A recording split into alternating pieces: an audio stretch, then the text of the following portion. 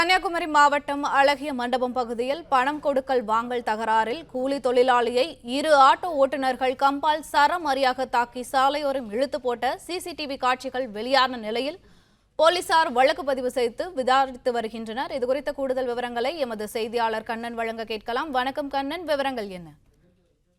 வணக்கம். அதாவது கன்னியாகுமரி மாவட்டம் அழகியமண்டபம் பகுதியைச் சேர்ந்தவர் ஜெகன் செல்வராஜ். கூலி தொழிலாளியான இவர் அந்த பகுதியில ஆட்டோ ஓட்டும் பிளாங்காலை பகுதியைச் சேர்ந்த சதீஷ் என்பவருக்கு 500 ரூபாய் கடனாக வழங்கியதாக தெரிகிறது. இந்த நிலையில் கடந்த ஞாயிற்றுக்கிழமை இரவு ஜெகன் செல்வராஜ் சதீஷிடம் கொடுத்த பணத்தை திருப்பி கேட்டுள்ளார். இதனால் ஆத்திரமடைந்த சதீஷ் மற்றும் அவரது நண்பர் சைஜ் ஆகிய இருவருமாக சேர்ந்து கூலி தொழிலாளி ஜெகன் செல்வராஜை சரமாரியாக தாக்கி சாலையில் தள்ளிவிட்டு பின்னர் கட்டைகளாலும் தாக்கி அவரை சாலையோரமாக இழுத்து போட்டு சென்று உள்ளனர்.